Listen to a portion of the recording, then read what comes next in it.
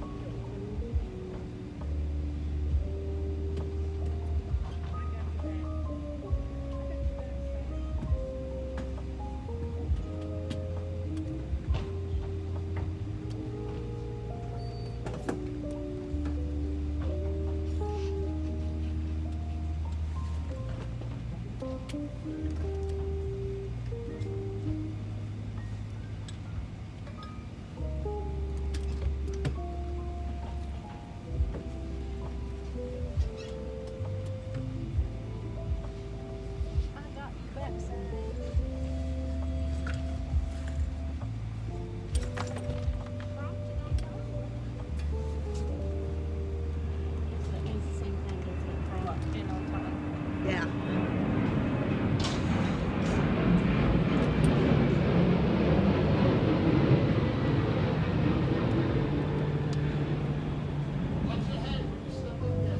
Yeah, what's your head, Sarah?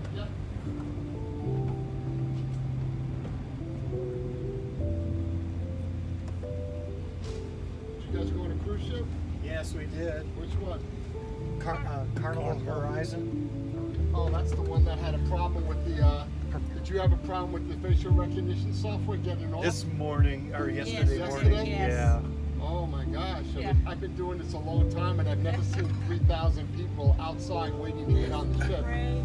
So it was all of Wow. Carnival, right? Yeah. Because first I thought it was just Horizon because I was picking people up and Okay. only 5 of them were off, and then the other ones were saying we can't get off, and I only wound up taking 5 because the other ones couldn't get off. No, that's not it. This is it right here. So and then I learned. Then when I finish my day, I go back and Thank forth you. 4 or 5 times a day. And then when I and usually Virgin was there, Yeah. and Virgin leaves late. So Virgin passengers can board at 1:30 and 2. But usually Carnival, they want you on the ship like before 12, really. Yeah. Yeah. So when I dropped off my Virgin passengers at 1:45, both outside Horizon and outside Celebration were packed with thousands of people. So even at 1:30 yesterday, 1:30, 2 o'clock, nobody was on the ship. Oh, wow. They need to have like a duplicate way, Yeah. like what's it called, a fail-safe? Yeah. It's ridiculous what happened yesterday. Yeah. Yeah, it was. It's ridiculous. It's ridiculous. I read where Carnival didn't pull out till 6. Yeah, it was crazy. Oh, really? Yeah. 6? That was crazy. Yeah. I didn't hear that, but yeah. There was a lot of people complaining about getting off, but I was, stuff happens. And we got here at 11. I mean, it wasn't like, it was a horrible thing. And we got Popeyes. I drove some passengers to the airport today from Allure of the Seas yesterday, out of Fort Lauderdale, and they said that Royal Caribbean refunded them a couple of $100 because they weren't able to go into any of the ports because of the weather. Oh, really? Carnival, I know, doesn't give any money back, but believe No, it or they're not, tight. I was very surprised to hear Royal Caribbean did. They gave each passenger a couple of $100 back Nice. because it could only go to, let's say, 2 out of the 5 ports because of the weather. No, we didn't have any bad weather with us. But really, they said it was very. There was a lot of storm. There was like the very wavy, I guess. Oh yes, the seas were rough. And I guess depending on what island you go to, a lot of times when it's rough, they don't want the ships docking there because it can damage the pier. The pier, yeah. I mean, you would think it would be secure enough, but Allure of the Seas is one of the biggest cruise ships in the world. And that was the one that they didn't want pulling in. Maybe the smaller ships, yes, but they didn't want that one pulling into a couple of the ports. St. Thomas specifically, she told me that we couldn't go to St. Thomas because of the weather. That was one of the places we really enjoyed on one of the cruises. That's one of the best. That's one of the best places to go, St. Thomas. Yeah. Is it? Yeah. Is it? Have you been on? I've been to all the. I've been to all the. I used to work on cruise ships, so I've been to all the islands. Yeah, St. Thomas, not only being part of America, but it's got one of the most beautiful beaches in the world. I think it's on the list of the top 7 beaches in the world. We truly enjoyed that. That cruise was an interesting one. We ended up being able to. We actually even went to Dominica. Yeah, Dominique. Yeah. Dominique. Half French and half Dutch, I think. And that one was very. That was very interesting. Yeah. It was very much. They have legal. Third world. They have legal prostitution there. Do they really? Yeah. Okay, I'm going back. Oh my God. Yeah, they have legal. They have. Matter of fact, it's so legal that the girls come from Colombia at a very young age over there, and they all get the place that they work has a doctor, Oh, and my every day goodness the doctor checks them, and all the money that the girl makes she doesn't even have any money. The guy that does the business just ships the money home to the parents, so the my parents are actually sending the girls there to work, Oh, and my all they get is goodness. room and board and food. Oh my God. I know, it's pretty sad. That is very 16-year-old sad. Colombian girls working there. Yeah. That's terrible. Place called the Seamen's Club. Wow. Yeah, dual meaning, seaman. Yeah. Yeah. And they got like a guy like Arthur Treacher's with the fishing uniform. You know Arthur Treacher's. Yeah, yeah. You know Fishing that guy, chaps. right? Yeah, The fish. They got that guy on a statue in front of it, and it says the Seamen's Club. And at first glance, you look at it and it looks like a restaurant because it's got that guy and you see Seamen's. But then you realize when you go in there, all it is a dance floor and a jukebox. Oh my. And these girls are just sitting in there. Yeah, I remember because one of the bartenders I used to work with used to go there, and he took me there once. Wow. Yeah, I'm talking. This is 20 years ago, but I'm sure it's still more than 20 years ago. 30, maybe 30 years ago. Yeah, but they must. If it was legal 30 years ago, I don't see why it wouldn't be legal now. Right. Yeah. But I remember I learned all about that back then. Yeah. Made an impression, didn't it? Yeah, The other one. I was a DJ on the nightclub I was a DJ on the cruise ship. Oh, nice. Yeah. Nice.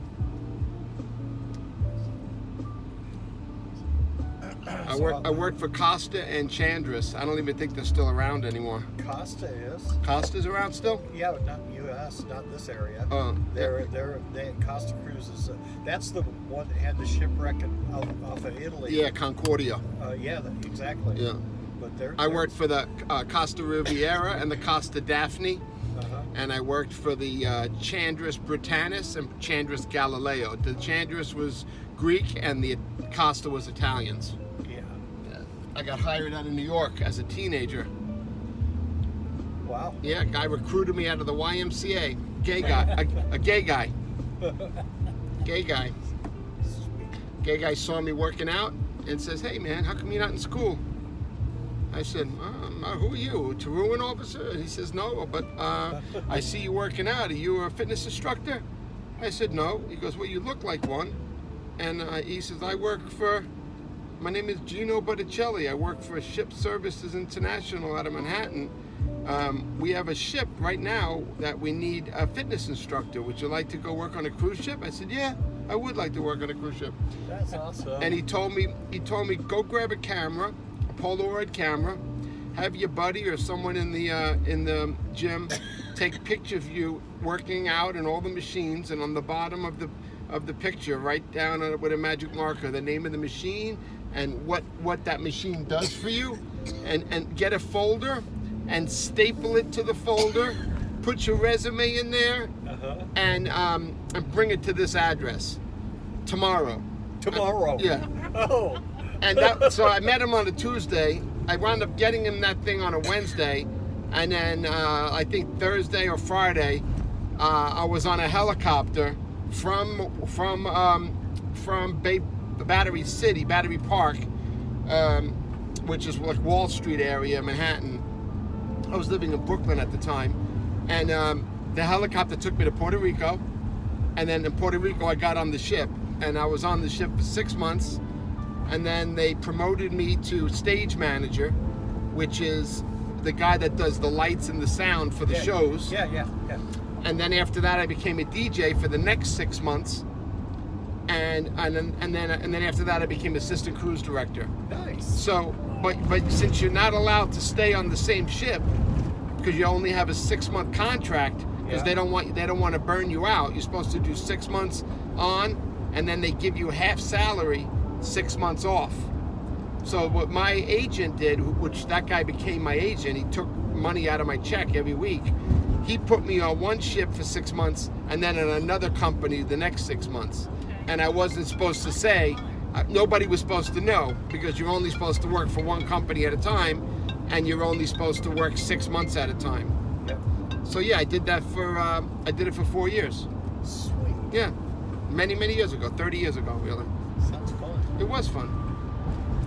From what I remember of it, I mean, it was a crazy time. It was in the 80s, and you know how the 80s were, and think about how 1980s were in New York. That was when they were doing all the graffiti, all the breakdancing. Oh yeah. Yeah, it was a crazy. I mean, I guess every generation could say it was crazy, but I mean, that was a crazy time to grow up in. And I remember traveling all over every Caribbean island. I did a 47-day cruise around South America. A 47-day cruise. Around through the Panama Canal around South America, where we were overnight in Rio, and overnight in Bahia, which is a town maybe about an hour north of Barcelona, of Rio de Janeiro. So yeah, I mean, I did some pretty long cruises with Chandris. Chandris was specializing in Mediterranean cruises, and they did it, I think it's called intercontinental or I forgot what it's called, when it goes from country to country. Transatlantic cruise goes from country to country, one way. So if you want to go on that cruise, you got to fly there, and then they bring you somewhere else, and you got to get off. It doesn't come. The end of the cruise is not the same country that you got on.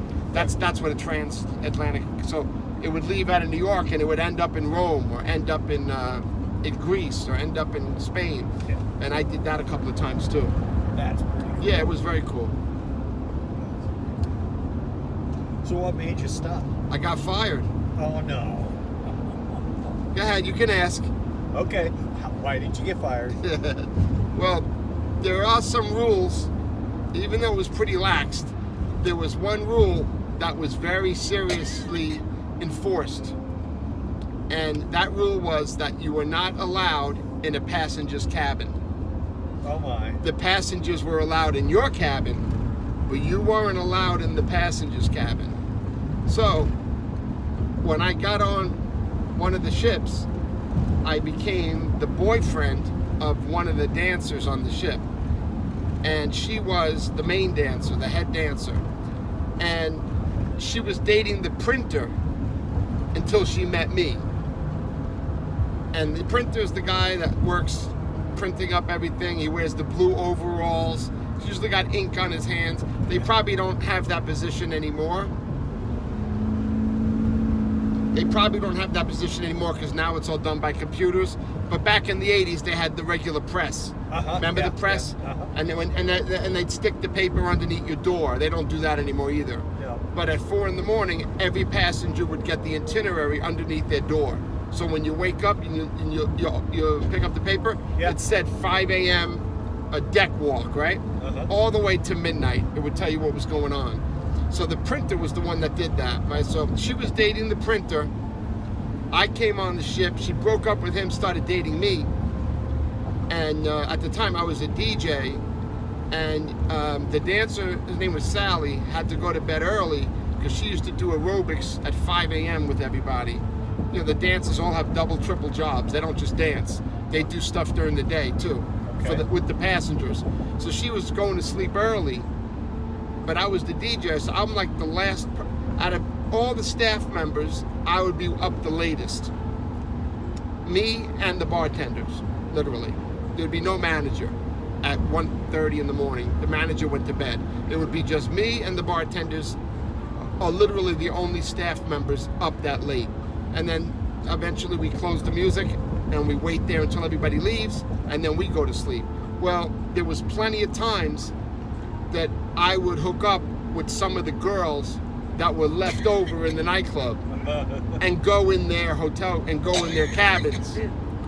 So what happened was, I guess the word got out on the ship that I was not only cheating on Sally, but I was cheating on Sally with passengers in their rooms. cabins, right. So the printer, who was Greek, and it was a Greek ship, and the chief purser and the admiral, all of them were Greek, spoke Greek, and from the same town, probably in Greece, Lagonisi, I think it was called, where they were all from, coastal town. They all, this guy, forgot his name, the printer, but the printer ratted me out to the chief purser, who's in charge of personnel of the staff, and they called me in for a lie detector test. A lie? They did a lie? They do lie detector tests. Oh my goodness Yeah, gracious. so they, and a lie detector test is admissible on a ship. Remember, it's not America, right? It's Yeah. a different country. If that's how they want to pursue any kind of investigation, they're free to do it. Nobody's going to tell law enforcement on the ship what to do, and that's the law enforcement they have on the ship is they give lie detectors to the people that work there. So they gave me a lie detector. I'd never taken a lie detector before. It's the first time. Put me on the machine. Started asking me a bunch of questions. I answered them all, and it's okay. You can go back to your cabin. And, thank you. I said okay. And one of the questions was, were you in a passenger's cabin in the last 30 days? I said no, because I knew I wasn't allowed to. Well, I thought everything was fine, and because he told me everything's good, go ahead, go back to your room and get ready for work. You got to go to work soon, right? That kind of thing.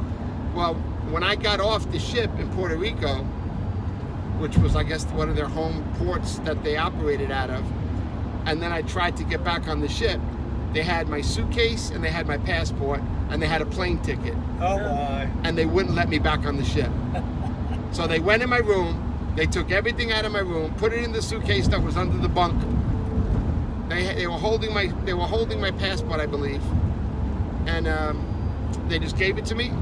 They gave me like maybe 60 euros, and they said you need to take a cab to the airport, Old San Juan. Your flight leaves in 3 hours Oh my. to go back to New York, because they know that was where I came from to get on that ship. 4 years earlier. Yeah. So anyway, it was an interesting experience, but in a way, kind of a blessing, because I always, and the dancers kind of always made fun of the cruise directors because they were older, they weren't cool. A lot of them have been in the business for 30 years. Yeah. I don't know how it is now, but I remember my cruise director was Steve Lundquist, the one that was under me when I was assistant cruise director, which was the highest I've ever gotten. If I wanted to actually stay in that business, I could have been a cruise director. But I remember looking at this guy. He was from LA. He was older, maybe around 65 years old, and he's been in the business probably 30, 40 years. And, not married, no kids, and just, kind of like a phony kind of personality. Uh-huh. Because think about what it means to work on a cruise ship all those years, you know, you really got to put on this happy face 7 days a week, and you really have no other life outside off the ship. It becomes like it's not even a real life, and that's the way it was for a lot of these career cruise directors. They weren't going from company to company. They weren't taking off and coming back like the staff. They weren't doing it to get through college. They weren't doing it temporarily. They were doing it full time as their career. Now, I don't know how things are now, but the ships that I was working on, I worked on 4 ships. I remember the staff kind of all making fun of the cruise director, and you would think, oh, they'd all get along. We all did get along, but it was like everybody, the staff, the people in the casinos were all on the same kind of level, all kind of like the same age. And even the assistant cruise director would do most of the work, but the administrative part would be handled by the cruise director, and maybe a couple of port talks, right? And handshakes at dinner, and that would be it. And it was just like a phony position, kind of like a liaison with the corporate office, and maybe a lot of administrative work, not a lot of contact with the passengers. So in a way, I look at it like if I was going to continue doing that as a career, I would have ended up like him, because that would have been my life. Yeah. Because of the kind of person I am and still are.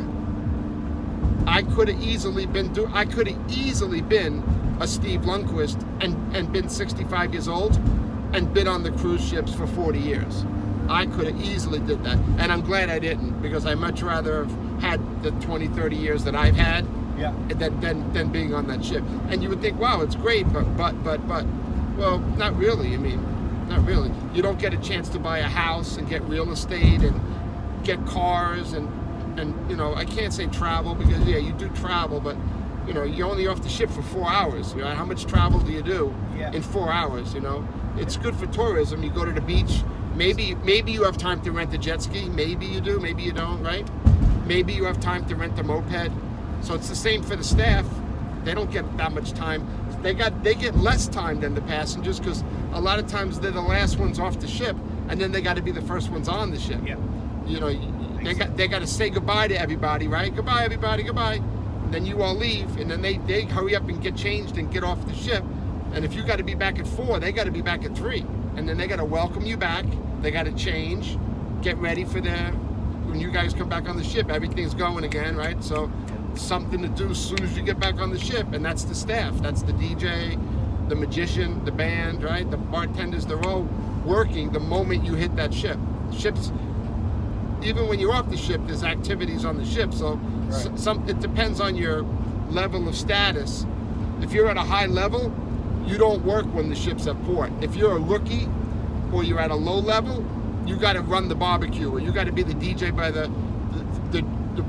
outdoor barbecue by the pool when the ship's at port. For the people that don't want to get off the ship, you got to entertain them, and that sucks, because you know, to get on the ship and not get off. I mean, that's not fun. It's fun to be able to get off and enjoy what the passengers enjoy, but usually only the veteran entertainers and the veteran staff members and the veteran bartenders and the veteran managers get off the ship. Most staff members, I'd say half, don't get off the ship. They're there when the ship is at dock. They're working, providing services for the passengers that didn't get off the ship. Yeah. I never was at my level ever since I started, because there were very unique positions, because there was only one fitness instructor. It was me. There was only one DJ. It was me. There was only one assistant cruise director. It was me. There was only one stage manager. It was me. Unlike other positions like a band, the drummer could stay, but the guitar player can go, and then they switch next week. So I hung out with the magician a lot. You know why? There was only one magician. I hung out with the photographer a lot. You know why? There was really only one photographer, because we always were able to get off the ship. But if there was people that only were able to get off the ship sometimes, you really didn't hang out with them a lot, because they weren't able to get off the ship all the time. I think the Horizon probably had, how many photographers you think? 25, 30. I mean, Do they do it like the day you get off the ship? There's a big hallway, and the hallway has a lot of photos hanging in it, Yeah, and then you get to pick it and buy it. Do Yeah. they still do that? Yeah. Because they did that. It's digital though. Oh well, when I worked, they had big, nice black and white and color, big photos, and they would put them on a wall in frames. And then as you left the cruise, people were talking to the photographers and saying, "Oh my God, that's me," because they would come up to you at dinner and take a picture, and then just walk away. And you'd be like, "What are you doing with that picture?" Well, that picture was later trying to sell you for $12. Yep, You know, exactly. and then you wouldn't be able to get it unless you, like, they would throw those pictures away. Yep. You know, they would throw them away. They had their own dark room, you know, so they bought photography paper by the masses. So it didn't cost them. It cost them 20 cents to make that photo, but they would sell it for $12. But that's what I remember the photographer doing that I hung out with. That was his scam. Like, it's a kind of a scam in a way, but that was his. That's how he made money. He made money by selling people photos when they were disembarking.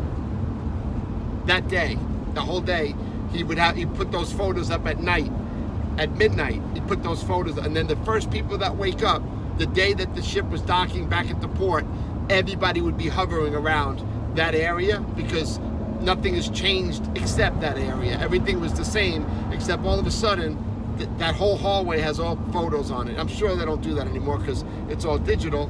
But that's what was going on when I was in the business, and how the photographers made money. Yeah, about 15 years ago, they were still putting up black or the color photos in an area, and you could pick your photo out. If you didn't want it, you just dropped it into a slot. But they would have them up there every day. Yeah. They would take them. Yeah, maybe, you know what? Maybe they did. I wasn't. This is a long time ago. I'm just giving you an idea of what I remember. What that one photographer did. There might have been other photographers, but the guy that I used to hang out with, I remember him telling me that's how he makes his money on the ship. Yeah. He actually didn't get paid by the ship. I got paid by the ship. He got paid as a freelancer that they brought on to provide that service for the passengers. I remember that. So were you an independent contractor? Yeah, for the ship? yeah, So yeah. you were self-employed. No. Remember that agent hired me. Okay. So they paid the agent. The agent took 20% and then gave me the rest. So my checks were like $187 a week. That's what my checks were, something like that. Maybe like $150 to maybe $200 a week. That was it. Which means I was only making $250 a week or $200 a week or something. That's how much I was making. Even as an assistant cruise director, I was still probably only making $250 a week. But that was in the early 90s. So that was a long time ago. Yeah.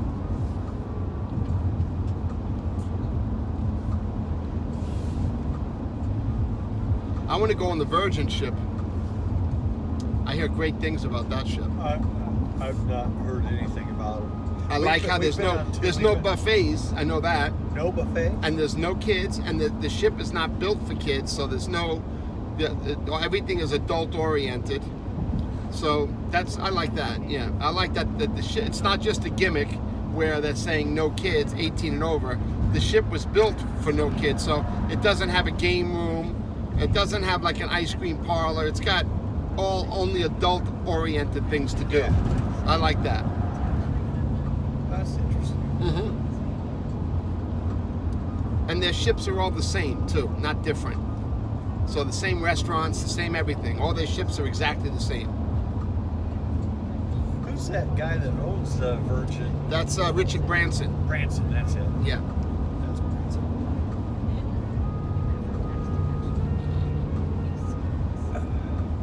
That was the Scarlet Lady that was there yesterday. They have the Scarlet Lady and the Valiant Lady.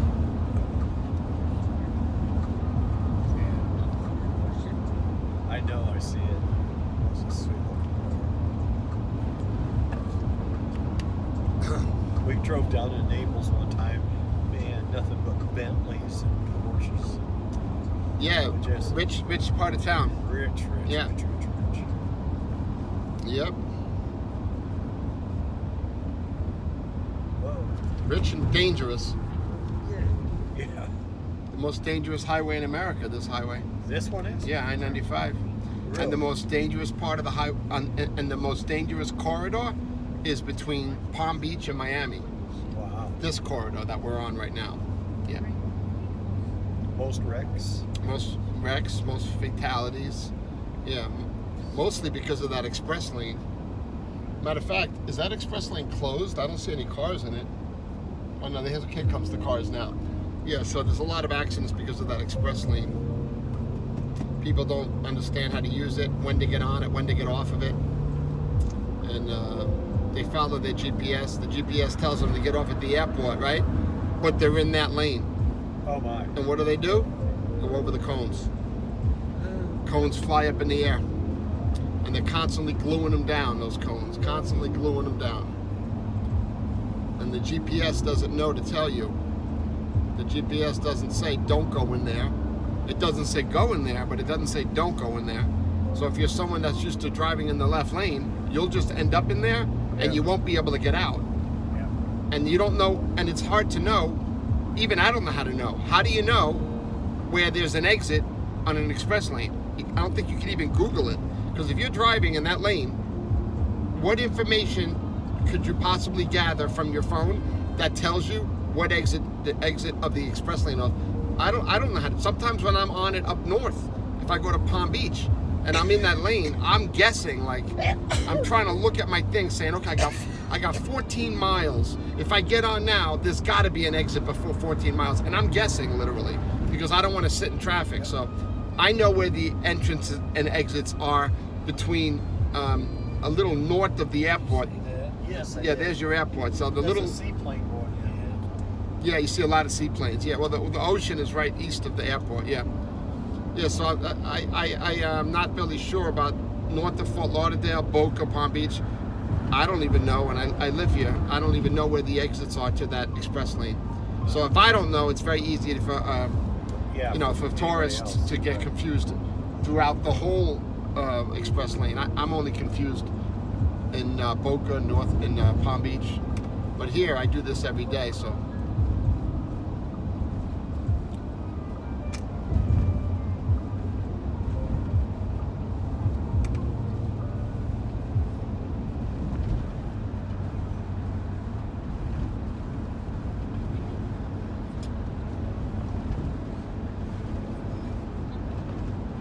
I'd have an anxiety attack if I had to drive. I know a lot of people comment on the driving. You know, a lot of people comment, but I tell them it's like anything else. If you do it every day, it's like nothing. Yeah. It really is. It's like nothing. It's like a guy. Like if you were a race car driver and you grew up around a racetrack. And you started riding go-karts on that track, and eventually you rode race cars on that track, you would know every inch of that track and feel very comfortable. But if you went to another track somewhere else that you've never been on, it might feel, very, very uncomfortable. Even though you're still in your car, it's kind of like that, where you do this every day and you know every inch of the road, and you know where the accidents are, where the problems are. But people that are renting cars down here and doing this drive, and especially if you're on your phone and on your GPS, it is probably the most dangerous thing they do in their whole life.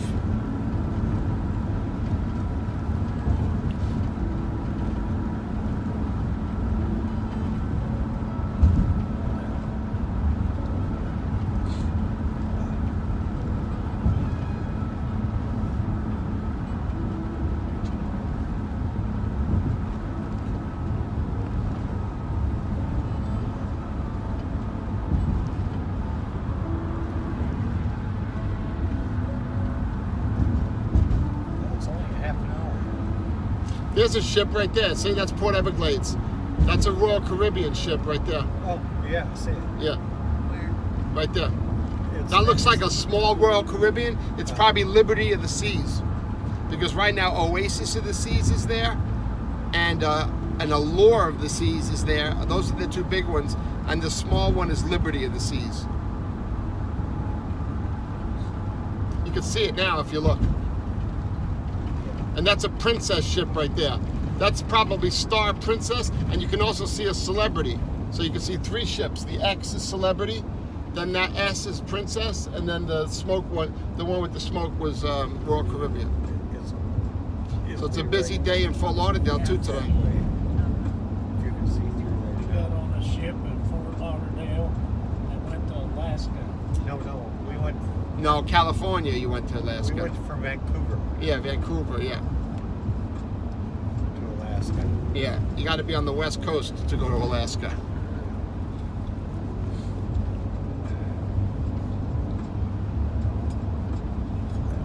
That Alaska cruise was amazing. A lot of people tell me Alaska cruise is the best cruise they ever went to. A guy told me 2 days ago he went on 20 cruises and his Alaska cruise was the best. Yep, I would say the same thing. Wow. We went on Norwegian, and I enjoyed it the most. What was so special about it? The glaciers. It's the scenery, the So it's more of the sightseeing? yeah. It's, yeah. Do you get off the ship? Yes. Where, like in we got Anchorage? Well, yeah, that's where we ended up getting off. But we started in Vancouver. We got off at Skagway, Juneau, and Ketchikan. And when you get off, when you get off the ship in Alaska, do you go into a bar or a restaurant? No, there's little towns there. You walk around? And yeah, you can walk around, but you can also take an excursion to. We ended up going across the border into Canada and went to this really cool Yukon in the Yukon area. This stretch you can get helicopter rides up to the Antarctica? no, up to a glacier there.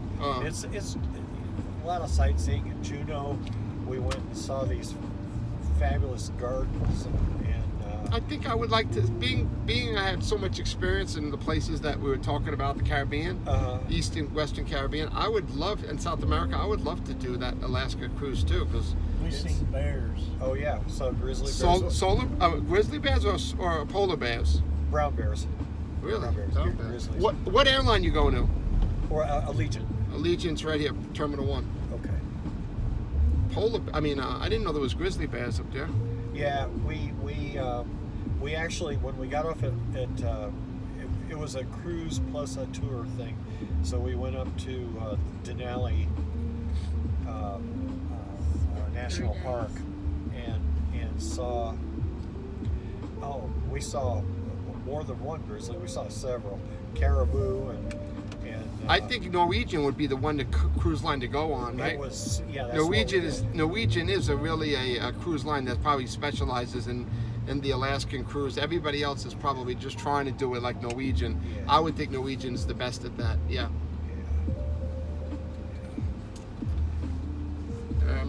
Okay, so see that sign right there? Uh-huh. That's where you want to go in. You want to wait until I pull up a little bit, or you want to get out here?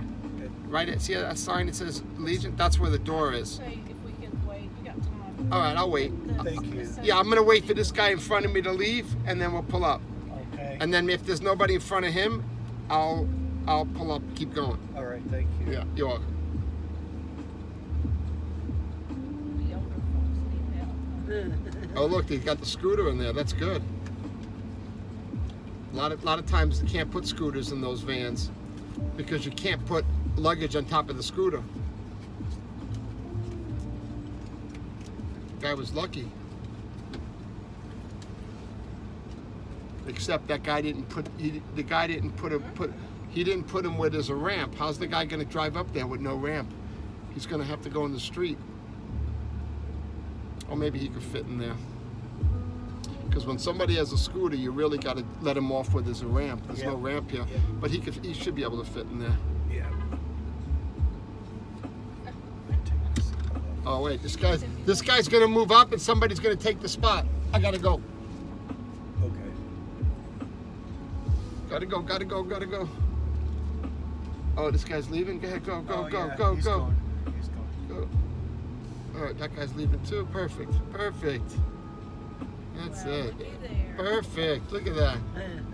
Oh beat yeah. Look at that, huh? You're the man. You guys are good. All right. Put you right where the ramp is so you can wheel up the luggage. All right, Mr. Stig. Where are you from? South Dakota. Wow. Drove that car from South Dakota. Jiminy. Mr. Stig. Long way. Wow. Is that a woman or a man? It's two men, Who right? knows nowadays? Oh, that's a woman. That's a woman. I thought it was two men kissing. Which is nothing wrong with that, but Yeah, I just made an observation. This is his wife. It must be his wife. Yeah. I'll wait a little bit longer. Maybe we'll pull up. Sure. Yeah, I'll pull up right over there. If this guy's not ready to leave behind you, is he? She putting her seatbelt on? No.